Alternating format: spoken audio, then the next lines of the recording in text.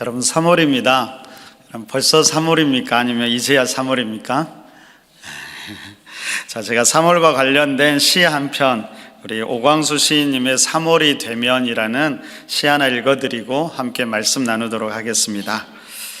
자, 웃으세요. 3월이 되면 말라버린 척, 굳어버린 척 외면했던 빛깔들을 되살리고 조용하니 생명 하나하나에 손을 잡고 환하게 웃으세요. 소망의 외침은 마당 가운데 높다랗게 달고 하늘 구름으로 날개 만들어 맑은 바람 한 점씩 가만히 불러 살랑살랑 손잡고 웃으며 날아보세요. 움츠렸던 설렘들은 고운 옷 입혀 앞세우고 이산저산 날아다니며 긴 한숨들을 받아내어 고상한 언어로 고백도 만들어 보세요. 미래는 꿈이 있어 다듬는 것, 고운 계절의 사랑을 위해 웃으세요. 3월이 되면. 여러분, 이 시처럼 우리 옆에 있는 사람 보면서 한번 웃어볼까요? 한번 웃어봐 주세요. 하하하, 그렇게 웃어봐 주세요. 여러분, 의도적으로, 의식적으로 웃어도 우리 안에 진짜 기뻐하는 것과 같은 똑같은 효과가 있다라고 합니다. 다시 한번 옆에 보면서 여러분 비웃지 마시고요, 행복 가득한 표정을 지으면서 한번 웃어봐 주시기 바랍니다. 함께 웃어볼까요? 하하하. 우리 장로님 두 분이 잘 안 웃는 것 같아요. 빨리 웃어주시기 바랍니다. 여러분, 아무런 이유도 없이 그냥 웃으면 사람들이 뭐라고 할까요? 어떻게 잘 아세요? 미쳤다고 그러죠. 여러분, 그래도 괜찮습니다. 우리에게는 모든 상황에서 아무런 이유 없는 것처럼 보여도 우리에게는 웃을 수 있는 이유가 있지요. 그게 뭘까요? 예수 그리스도입니다. 그분 한 분 때문에 우리는 어떤 상황에서도 웃을 수 있을 것입니다. 아무튼 여러분, 웃을 일이 참 많고 웃을 날들이 많은 그런 3월이 되시기를 바랍니다. 여러분들은 3월 하면 어떤 느낌이 드십니까? 물론 아직도 꽃샘추위가 있기는 하지만 이제 겨울이 지나고 봄이 시작되는 달이지요. 그래서 3월 하면 무언가 새로운 것이 시작될 것 같은 그런 마음이 들기는 합니다. 우리가 매해 여러분 3월을 계속 맞이하지요. 아마 작년에도 맞이했을 거고 재작년에도 맞이했을 것입니다. 근데 여러분, 이 3월이 계속 반복되는 것 같지만 여러분, 실상은 반복되는 것이 아니지요. 어쩌면 우리의 하루하루가 전혀 다른 날, 한 번도 살아보지 않은 그런 새로운 날이지요.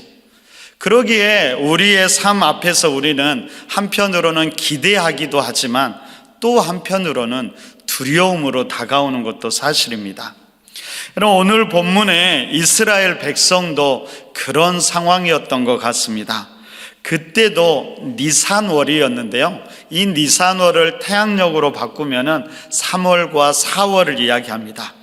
그때도 이제 이전과는 전혀 다른 삶이 시작되는데 그 경계가 되는 것이 바로 요단강이었습니다. 이제 이 요단강을 건너기만 하면 이전과는 전혀 다른 새로운 삶이, 새로운 길이 열리게 되는 것이지요. 그래서 오늘 본문 4절에서도 이렇게 이야기합니다.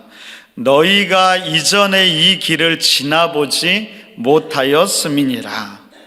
아마도 이스라엘 백성들도 이 요단을 건너 새로운 땅으로 들어가야 한다는 것이 한편으로는 기대이기도 하지만 또 한편으로는 두려움이기도 했을 겁니다.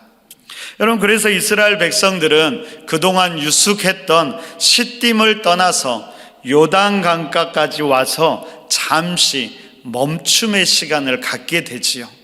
자, 오늘 그래서 1절은 이렇게 이야기합니다. 우리 1절을 함께 읽어볼까요? 자, 함께 읽습니다. 또 여호수아가 아침에 일찍 일어나서 그와 모든 이스라엘 자손들과 더불어 시딤에서 떠나 요단에 이르러 건너가기 전에 거기서 유숙하니라. 아마도 이스라엘 백성들은 이곳에서 적어도 3일은 머무는데 하나님은 그때 이스라엘 백성들에게 참 중요한 세 가지의 말씀을 들려주십니다. 여러분, 하나님께서 말씀하신 이 세 가지는 한 번도 가보지 못한 새로운 길을 가야 하고 새로운 삶을 살아야 되는 이스라엘 백성들에게 참 중요한 말씀이었을 것입니다. 마찬가지로 이스라엘에게 주는 이 백성들에게 주는 이 말씀이 또한 새로운 사모를 맞이하는 우리에게도 너무나 중요한 말씀이라고 생각이 되어집니다. 특별히 오늘 본문의 말씀들이 여러분들에게 들려주시는 하나님의 음성으로 들으시기를 바랍니다. 우리 그러한 바람으로 우리 3절을 한번 읽어볼까요? 자, 3절을 함께 읽습니다. 자, 시작. 백성에게 명령하여 이르되 너희는 레위 사람 제사장들이 너희 하나님 여호와의 언약궤를 메는 것을 보거든 너희가 있는 곳을 떠나 그 뒤를 따르라. 여러분, 새로운 삶, 새로운 길을 걷기 위해 가장 중요한 것은 하나님의 언약궤를 바라보고 그것을 따라가는 것이죠. 여러분, 하나님의 언약궤는 하나님의 임재의 상징이기도 하고요, 또한 그 안에는 하나님의 말씀인 두 돌판, 그리고 아론의 쌍난 지팡이, 그리고 만나를 담은 항아리가 그 언약궤 안에 담겨 있었습니다. 근데 여러분, 이것을 자세히 보면 하나하나가 공동체와 연관된다는 사실을 우리는 알게 됩니다. 하나님의 말씀은 공동체의 중심이고 공동체를 이루는 힘이 되고요, 아론의 쌍난 지팡이는 공동체를 이끌어가는 영적인 리더자를 상징합니다. 그리고 만나는 하나님의 은혜이면서 동시에 공동체가 함께 나누는 교제와 축복을 상징합니다. 여러분, 다시 말하면 이전에 가보지 못한 새로운 길을 갈 때에는 혼자가 아니라 하나님과 함께 공동체와 함께함을 이야기하고 있다라는 것입니다. 여러분, 만약에 어떤 이가 저에게 길가의 교회에서 신앙생활하면서 가장 중요한 것이 무엇입니까? 그렇게 묻는다면 제가 무엇이라고 대답할까요? 제가 어떤 걸 말할 것 같으세요? 여러분, 저는 당연히 두 가지를 이야기할 건데요, 한 가지는 예배를 통해 함께 하나님의 말씀을 듣는 것을 힘쓰는 것이 중요하고요, 다른 하나는 공동체 안에서 서로 섬기며 따뜻한 사랑을 나누는 것이 중요하다라고 저는 그렇게 말하고 싶습니다. 그리고 바로 이 두 가지 일을 계속해서 강조하고 힘쓸 것입니다. 여러분, 새나 비행기가 날 때를 보십시오. 새나 비행기가 하늘 높이 그리고 안정적으로 날기 위해서는 한쪽 날개로만은 안 됩니다. 반드시 건강한 두 날개가 필요한 것이지요. 여러분, 믿음의 공동체에도 두 날개가 필요한데, 한 날개는 예배를 통해서 함께 하나님의 말씀을 듣는 것이고요, 다른 날개 하나는 공동체 안에서 서로 섬기며 따뜻한 사랑을 나누는 것입니다. 이 두 가지 일에 우리가 최선을 다할 때 우리의 신앙도 든든히 서고요, 뿐만 아니라 우리 몸된 교회도 든든히 서가게 될 것입니다. 길가교회 모든 성도가 이 두 가지 일에 최선을 다하기를 결단했으면 좋겠습니다. 그래서 그 결단을 우리가 한번 해보았으면 좋겠습니다. 저를 한번 따라해 주시겠어요? 예배 가운데 함께 하나님의 말씀을 듣는데 힘쓰겠습니다. 구역 모임 안에서 서로 섬기며 따뜻한 사랑을 나누겠습니다. 이 두 가지 일에 최선을 다하는 우리 길가의 교회 성도님들이 되시기를 바랍니다. 근데 여러분, 여호수아는 이제 4절에서 이런 이야기를 합니다. 우리 4절을 함께 읽어볼까요? 자, 시작. 그러나 너희와 그 사이 거리가 2000 규빗쯤 되게 하고 그것에 가까이 하지는 말라. 그리하면 너희가 행할 길을 알리니 너희가 이전에 이 길을 지나보지 못하였음이니라 하니라.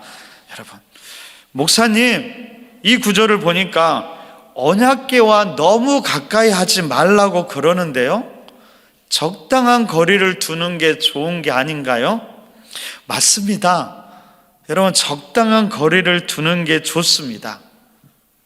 그런데 이 안에 담긴 의미를 알아야 하지요. 여러분, 여기에서 언약궤를 가까이 하지 말라는 것은 우리에게 두 가지 태도를 말하고 있는데요, 첫 번째는 실제로 거리를 너무 가깝게 하지 말라는 말씀입니다. 근데 여러분, 이것은 단순히 말씀과 적당한 거리를 두라는 것이 아니지요. 오히려 말씀에 더 집중하라는 말씀입니다. 여러분, 한번 생각해 보세요. 만약에 우리가 이스라엘 백성들이 행군할 때 언약궤와 거리를 두지 않고 바로 옆에서 함께 길을 걸어간다라면 어떻게 될까요? 여러분, 가까이 하고 함께 걷는다는 것은 무슨 의미일까요? 같은 방향을 보고 나아간다라는 것이죠. 근데 그렇게 하면 그들은 언약궤가 아니라 오히려 앞에 있는 여러 가지 환경을 보게 될 것입니다. 그래서 하나님은 오히려 약 2000 규빗 정도 거리를 두고 따라오라고 하셨던 것이죠. 그럼 2000 규빗이 어느 정도 거리가 될까요? 한 규빗은 이렇게 팔목부터 팔꿈치까지 거리가 되는데 약 45.6cm 정도 된다고 합니다. 그러니까 2000 규빗이면 얼마나 될까요? 수학을 잘 하시는 분들이 계신가 봐요. 저는 수학을 잘 못해서 옆에 있는 저희 고등학생 아들한테 물어보니까 금방 나오더라고요. 약 912m 정도 된다고 하더라고요. 이게 대략적으로 한 1km 정도 될 겁니다. 여러분, 그 정도의 거리를 두고 앞에 있는 언약궤를 따라간다라고 한번 생각해 보십시오. 만약에 그러면 언약궤를 보고 있지만 언약궤 앞에서 무슨 일이 일어나는지 알 수 있을까요? 모를까요? 아마 당연히 모르겠지요. 여러분, 한번 생각해 보십시오. 이스라엘 백성들이 1km 뒤에서 언약궤를 바라보고 따라갔습니다. 그들이 요단강에 도착했을 때는 어떤 상황이었을까요? 이미 물이 다 끊어져서 그들은 이제는 이미 마른 땅을 걸어가겠지요. 어떻게 그 일이 거기에서 일어났는지, 그 일이 일어날 때 어땠는지를 그들은 전혀 모를 것입니다. 근데 여러분, 우리는 살다 보면 오히려 그런 것에 더 관심을 두지요. 어떻게 그것이 가능했지? 언제 그게 일어났지? 우리의 호기심을 자꾸 자극합니다.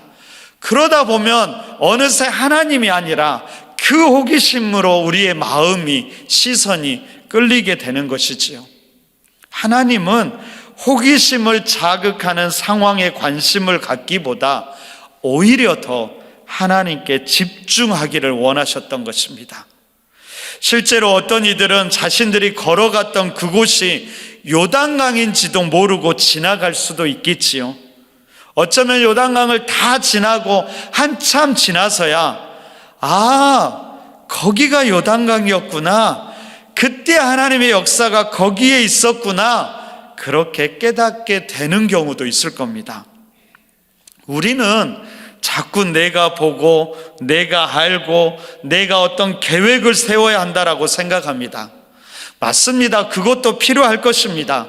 그런데 한 번도 가보지 않은 길은 그렇게 가는 것이 아닙니다. 내 생각, 내 계획이 아니라 철저히 하나님을 바라보고 의지하면서 나아가야 하는 것이지요. 여러분, 우리가 아는 것, 우리가 준비하는 것이 우리를 더 자유롭게 할 것 같지만 결코 그렇지가 않습니다. 오히려 믿음이, 하나님을 바라봄이 우리를 자유케 하는 것입니다. 여러분, 때로 믿음이라는 것은 보이지 않아도 가는 것이고요, 나도 모르게 어쩌다 살아가는 것이기도 하고요. 때로는 살다 보니까 그렇게 되는 것이기도 합니다. 그래서 어떤 사람들이 당신의 믿음을 보여주십시오 라고 하면 당황하기도 하는데요. 바로 이 자리에 우리가 있다라는 것, 어떤 이유에서든 이 자리에 있다라는 것이 우리의 믿음의 가장 확실한 증거가 되는 것입니다. 여러분, 물론 그렇다고 아무 생각 없이 삶을 대충대충 살라는 이야기는 아니지요. 우리의 초점과 중심을 어디에 두어야 하는지 말하는 것이고, 우리의 한계를 정직하게 인정하고 하나님을 인정하자라는 것입니다. 여러분, 인간은 아무리 많이 안다고 해도 항상 부분밖에 모릅니다. 절대로 모든 것을 다 알 수가 없지요. 그런데도 우리는 다 안다라고, 충분히 내가 다 준비할 수 있다라고 생각하곤 하지요. 아니요, 우리는 절대로 그렇게 할 수가 없습니다. 우리가 가진 근본적인 한계성 때문이지요. 그런데 하나님은 모든 것을 다 알고 계십니다. 그분은 바로 모든 것을 만드셨고 모든 것을 이끌어가고 계시기 때문입니다. 그러므로 우리에게 진짜 필요한 것은 우리의 계획, 우리의 준비가 아니라 오히려 하나님을 바라보고 나의 것을 내려놓고 그분을 의지하며 따라가는 것이라는 사실을 잊지 마시기 바랍니다. 여러분, 언약궤를 가까이 하지 말라는 것은 오히려 더 우리의 초점을 언약궤에 두라는 것임을 잊지 마시기를 바랍니다. 여러분, 두 번째로 언약궤를 가까이 하지 말라는 것은 쉽게 보고 가볍게 여기지 말라는 의미가 담겨 있습니다. 여러분, 오늘날 하나님이, 그리고 하나님의 말씀이, 그리고 공동체가 너무나 가벼워졌고요, 너무나 무시당하고 있습니다. 이런 것들이 중요하고 심각하다라고 생각하지 않지요. 심지어 얼마나 무시되고 있는지 모릅니다. 믿지 않는 사람들에게만 그럴까요? 아니요. 믿음의 사람들에게조차도 하나님의 말씀이, 믿음의 공동체가 무시당하고 있다라는 겁니다. 여러분, 말씀에 대해서 한번 생각해 볼까요? 하나님 기독교 전통에서는 하나님의 말씀은 세 가지가 있다라고 여겨집니다. 가장 기본적인 것은 우리가 잘 알고 있는 기록된 말씀, 성경이 하나님의 말씀이지요. 성경을 분명한 하나님의 말씀으로 여겼습니다. 그런데 지금은 그것이 의심되는 시대를 우리가 살아가고 있습니다. 또한 보여지는 말씀으로 성례전이 있지요. 오늘 우리가 행하는 성찬은 살아있는 하나님의 말씀으로 우리에게 다가오는 것입니다. 그리고 마지막으로 공적 예배를 통해 선포된 말씀을 하나님의 말씀으로 여겼습니다. 이것을 선포된 말씀이라고 하지요. 여러분, 목사의 모든 말이 절대로 하나님의 말은 아닙니다. 하지만 적어도 공적 예배를 통해서 공적으로 선포된 말씀은 오늘 우리에게, 우리 공동체에게 주신 하나님의 특별한 말씀이라는 겁니다. 여러분, 이 세 가지의 말씀, 기록된 말씀인 성경, 보여지는 말씀인 성례, 공적 예배를 통해서 선포된 말씀을 소중히 여기셔야 합니다. 우리에게 가까이 있다라고 성경을 소홀히 하지 마시고요, 매주일 들려오는 말씀이라고 그냥 흘려 듣지 마시고요, 늘 반복하는 성찬이라고 무감각하게 성찬에 참여해서는 안 됩니다. 오늘 나에게 다가오시는 살아계시는 하나님의 말씀으로 그렇게 듣고 보고 만질 수 있어야 합니다. 그럼 참 이상한 것은 하나님의 말씀이 우리 안에서 우스워질 때 오히려 세상이 훨씬 더 두려워지게 되고요, 하나님과 말씀이 우리 안에서 두려워질 때 오히려 세상은 더 우습게 보이게 된다라는 것입니다. 그리고 말씀에 대한 경외함이 회복될 때 그 말씀이 우리 안에서 살아 역사하면서 그 말씀이 우리를 이끌어 가게 될 것입니다. 여러분, 그런 살아있는 말씀의 역사를 경험하는 우리 길가의 교회 모든 성도님들이 되시기를 간절히 바랍니다. 자, 두 번째로 5절을 볼까요? 5절을 함께 읽어보도록 하겠습니다. 함께 읽습니다. 여호수아가 또 백성에게 이르되 너희는 자신을 성결하게 하라. 여호와께서 내일 너희 가운데 기이한 일들을 행하시리라. 여러분, 가보지 않은 길을 가기 위해서는 하나님께 초점을 맞추고 걸어가야 하고, 또한 우리에게 필요한 것이 있는데 그것은 우리를 성결하게 지키는 것입니다. 근데 여러분, 생각해 보십시오. 생각해 보면 참 이해가 안 되지요. 이제 이스라엘 백성들이 요단강을 건너면 그들이 해야 되는 일이 무엇이냐면 가나안 족속들과 싸움, 전쟁을 벌여야 합니다. 그러면 지금 필요하고 중요한 것은 전쟁 준비지요. 근데 난데없이 하나님께서는 성결하라라고 말씀합니다. 여러분, 전쟁 준비를 해야 되는데, 여러분, 전쟁을 하는데 도대체 깨끗하게 하는 것이 무슨 소용이 있을까요? 그런데도 하나님은 지금 성결함을 요구하고 계신다라는 거예요. 여러분, 이것을 통해서 하나님이 말하고 싶은 것은 과연 무엇일까요? 바로 이 전쟁이 우리의 전쟁이 아니라 누구의 전쟁이라고 말하는 걸까요? 하나님의 전쟁이라는 것이지요. 여러분, 그러기에 우리에게 가장 중요하고 필요한 것은 우리의 전쟁 준비가 아니라 하나님이 요구하시는 것, 바로 그 성결함을 갖추는 것이 너무나 중요하다라는 겁니다.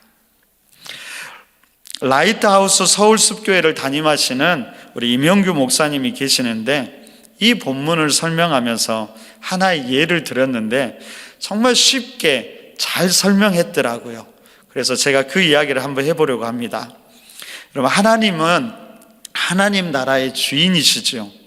쉽게 생각하면 그냥 집주인이라고 생각하면 될 것 같습니다. 당시에 그 땅의 임차인으로 가나안 주민들이 그 땅에서 살고 있었습니다. 그런데 그들이 너무나 집을 더럽게 사용하는 거예요. 단순하게 청소를 안 하는 정도가 아니라 쓰레기도 가득 쌓아놓고 음식을 먹으면 치우지도 않고 심지어 소변도 대변도 보고 집을 너무나 더럽게 해서 냄새도 너무나 나서 도저히 집이라고 할 수 없을 정도로 만들어버린 것입니다. 그걸 보고 집주인이 어떻게 할까요? 아마도 당장 그들의 권리를 빼앗겠지요. 어떤 수를 써서라도 그들을 내쫓으려고 할 것입니다. 지금 가나안 땅이 그런 상황이었지요. 그곳을 다스리던 가나안 백성들은 그 땅을 너무나 더럽혔습니다. 그래서 그곳을 빼앗아서 이제 하나님의 백성들에게 그 땅을 허락해 주셨지요. 그러면 여러분, 그때 하나님이 하나님의 백성들에게 가장 바라시는 것은 무엇일까요? 성결함이지요. 깨끗한 것이지요. 자기 자신을 깨끗하게 해야 되고 그것을 깨끗하게 해야 되는 것이지요. 바로 그것이 하나님을 주인으로 인정하는 것이고 하나님 나라 백성으로 온전히 헌신하겠다는 그 다짐, 그 출발이 될 것입니다. 그러므로 여러분들 성결하기 위해 힘쓰셔야 합니다. 단순히 종교적인 영역뿐만 아니라 우리의 일상의 삶의 영역까지 성결하시기를 힘써야 합니다. 무엇보다도 우리 자신이 성결하도록 해야 합니다. 그때 바로 하나님은 우리를 통해 우리와 함께 기이한 일들을 행하시기 시작하실 것입니다. 여러분, 기이한 일이란 어떤 일일까요? 그것은 우리가 생각하지도 못한 일이고 우리가 계획하지도, 그래서 기대하지도 못한 그 일을 말합니다. 바로 그 일을 하나님께서 행하실 것입니다.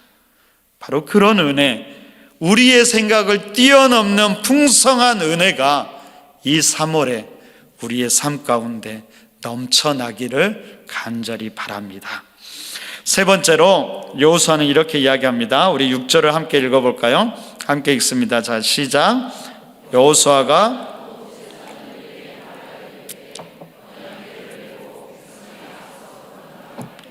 곧 언약궤를 메고 백성에 앞서 건나아가니라. 무엇인가를 새롭게 시작할 때, 특별히 공동체가 그런 길을 가야 할 때 시대가 변해도 변하지 않는 사실이 있지요. 그것이 무엇일까요? 그것은 리더가 앞장서야 한다라는 것입니다. 그럼 이것은 단순히 따르는 사람들에게 어떤 방법을 보여주기 위한 것은 아닙니다. 특별히 영적인 공동체는 영적인 리더가 앞장서는 것은 그곳 가운데 하나님의 임재와 역사가 임하도록 하기 위함입니다. 그러므로 여러분, 우리는 요단강을 건너기 위해서 오늘 본문에서 제사장들이 어떤 일을 했는지를 주의 깊게 보아야 합니다. 근데 이것은 다음번에 자세히 살펴보도록 하고요. 오늘 말씀을 통해서 우리가 꼭 기억해야 되는 것은 리더가 앞장서고 수고해야 한다라는 그 한 가지 사실입니다. 여러분, 교회가 든든히 서기 위해서는 양 날개가 필요하다라고 말씀드렸지요. 그 양 날개가 어떤 것이라고요? 한 날개는 어떤 것이라고 했습니까? 예배를 통해 함께 하나님의 말씀을 듣는데 힘쓰는 것이고, 다른 한 날개는 어떤 것이라고요? 그렇습니다. 공동체 안에서 서로 섬기며 따뜻한 사랑을 나누는 거라고 했습니다. 여러분, 이번 주부터 구역 모임이 시작됐지요. 구역 모임이 그런 하나님의 은혜가 넘치기 위해서는 누가 제일 중요할까요? 구역장과 권찰들이라고 이야기한 분들은 아마도 그래, 네가 책임져야 돼, 모든 책임은 너에게 달렸어, 그런 마음은 아니시겠지요. 여러분, 모두가 중요합니다. 물론 그래도 구역장님들과 권찰님들이 중요할 것입니다. 그런데 여러분, 하나님께서 우리 공동체 가운데 바라시는 것은 모두가 공동체 안에서 각자의 책임의 자리를 감당하는 것이지요. 그리고 적어도 그 책임의 자리는 내가 리더가 되고 본이 되어야 하는 것입니다. 누구는 성도들에게 연락을 담당하기도 하고요. 누구는 주일에 성도들의 출석을 체크하기도 하고요. 누구는 모임을 정성스럽게 준비해 주기도 하고요. 누구는 모임이 끝난 다음에 뒷정리를 하기도 하고요. 누구는 모임에 함께 나눌 간식을 준비하기도 하고요. 각자의 책임의 자리, 섬김의 자리가 있어야 하고, 바로 그 자리에서는 내가 리더가 되어야 한다라는 말입니다. 바로 이렇게 할 때 모두가 중요하게 되고 그 공동체가 든든히 서가게 되는 것입니다. 여러분 모두를 하나님께서 리더로 부르셨음을 잊지 않기를 바랍니다. 여러분 모두에게 하나님이 원하시는 것은 바로 여러분이 속해 있는 그 자리에서 믿음의 본을 보여주기를 바라고 계신다라는 것입니다. 한 번도 가보지 않는 길이지만 내가 먼저 하나님의 역사를 믿고 기꺼이 요단강으로 발을 내딛는 그 믿음의 본을 공동체 안에서, 여러분의 가정 안에서 보여줄 수 있어야 합니다. 그때 하나님의 역사가 여러분들을 통해서 그곳 가운데 넘치게 될 것입니다. 말씀을 정리합니다. 여러분, 무엇인가 새롭게 시작하는 것, 이전에 한 번도 가지 않는 길을 가는 것, 그것이 우리가 살아가야 할 하루하루의 삶입니다. 때로는 그것을 향한 두려움도 있겠지요. 하지만 그럴 때일수록 우리의 시선을 환경이 아니라 하나님께 두어야만 합니다. 또한 무엇보다 우리 자신을 성결하게 세워가야 합니다. 그리고 우리를 세우신 바로 그 자리에서 믿음의 본을 보일 수 있어야 됩니다. 믿음으로 발걸음을 내어 디뎌야 하는 것이지요. 그때 이런 역사가 일어나게 될 것입니다. 우리 7절을 함께 읽어볼까요? 7절 함께 읽습니다. 자, 시작. 여호와께서 여호수아에게 이르시되 내가 오늘부터 시작하여 내가 모세와 함께 있었던 것 같이 너와 함께 있는 것을 그들이 알게 하리라. 오늘부터 시작해서 그렇게 헌신하는 여러분들을 하나님께서 크게 하고 높이시기를 바라고, 하나님의 역사가 바로 그런 여러분들을 통해서 여러분들의 삶 가운데 가득하기를 바랍니다. 그 은혜로 우리가 든든히 서가고, 우리 공동체가, 큰 공동체인 우리 몸된 교회가 든든히 서가고, 작은 공동체인 우리의 구역도, 우리의 가정도, 우리의 일터도 든든히 서가고, 더 나아가서 이 모든 것들을 통해 우리 주님의 몸이 더욱더 든든히 서가길 간절히 바랍니다. 바로 그 거룩한 발걸음이 시작되는 3월이 되기를 간절히 축복합니다. 그 소망과 마음을 품고 우리 다 함께 여호와의 유월절 함께 찬양하면서 성찬의 자리로 나아가도록 하겠습니다.